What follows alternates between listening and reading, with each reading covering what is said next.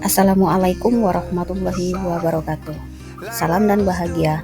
Salam guru penggerak, bergerak, tergerak, menggerakkan.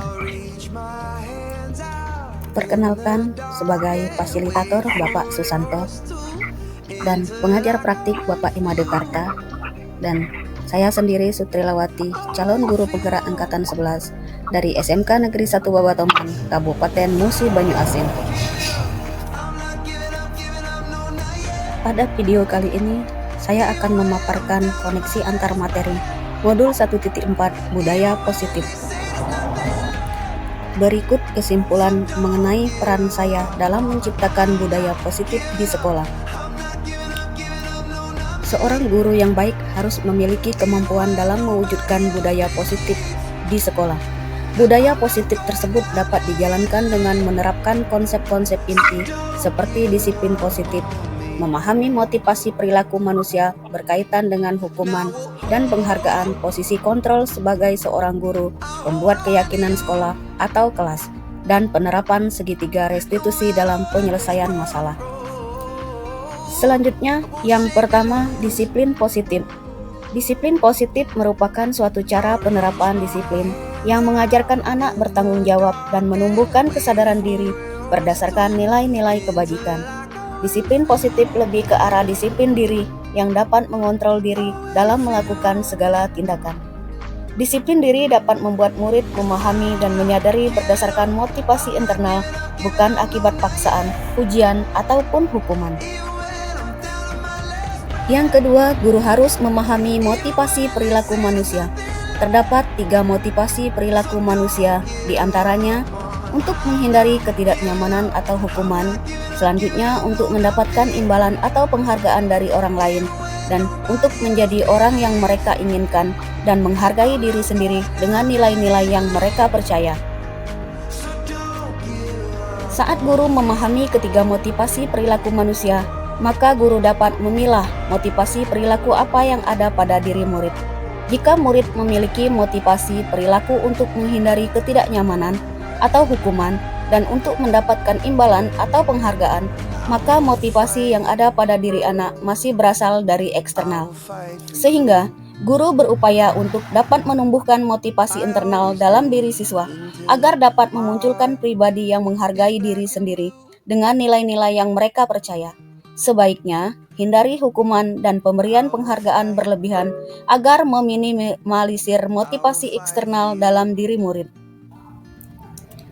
Yang ketiga, posisi kontrol seorang guru. Terdapat 5 posisi kontrol seorang guru, yaitu sebagai penghukum, yang kedua, pembuat merasa bersalah, dan yang ketiga sebagai teman, yang keempat sebagai pemantau, dan yang kelima sebagai manajer.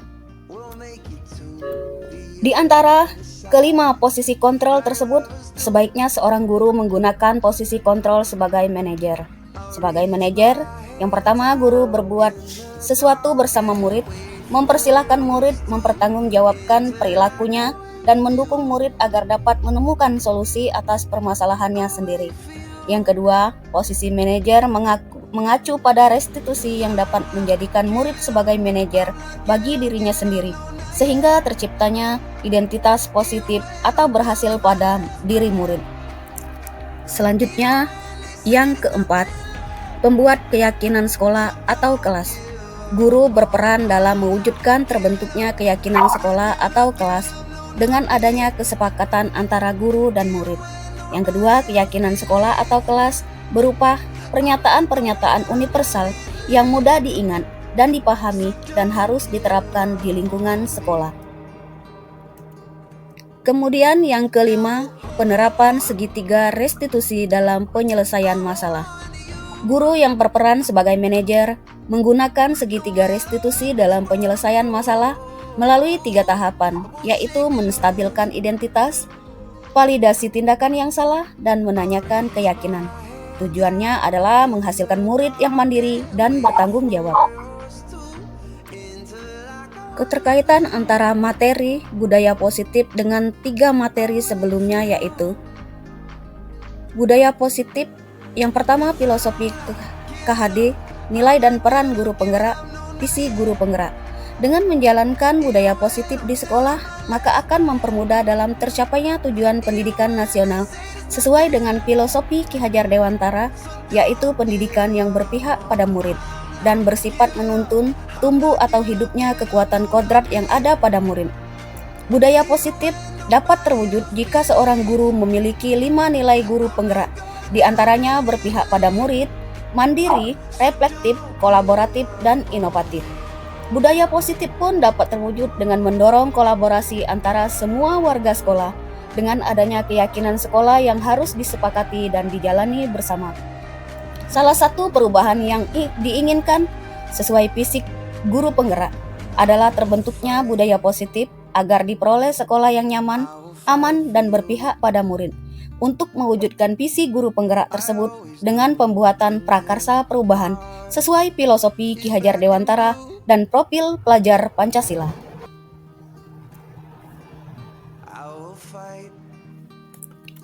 Selanjutnya, pertanyaan pertama, sejauh mana pemahaman Anda tentang konsep-konsep inti yang telah Anda pelajari di modul ini? Adakah hal-hal menarik di luar dugaan?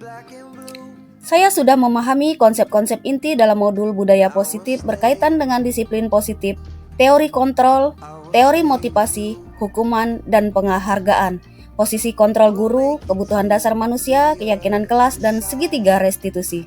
Seluruh konsep inti tersebut harus diresapi dalam diri, diwujudkan dalam tindakan, dan dibagikan kepada rekan guru di sekolah.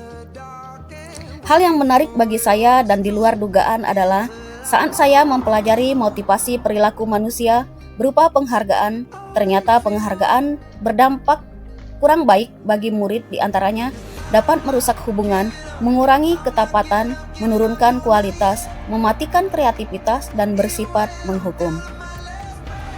Dan pertanyaan kedua, perubahan apa yang terjadi pada cara berpikir Anda dalam menciptakan budaya positif di kelas maupun di sekolahan Anda saat mempelajari modul ini? Perubahan yang terjadi adalah saya menyadari posisi kontrol yang biasa saya lakukan adalah sebagai penghukum dan pemantau, seharusnya sebagai manajer dengan cara menangani masalah menggunakan segitiga restitusi. Pengalaman saat apakah yang pernah Anda alami terkait penerapan konsep-konsep inti dalam modul budaya positif, baik di lingkungan kelas maupun di luar kelas? Saya menangani siswa yang sering bolos saat jam pelajaran terakhir.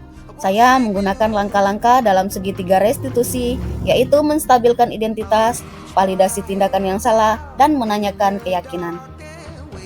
Selanjutnya, bagaimana perasaan Anda ketika mengalami hal-hal tersebut?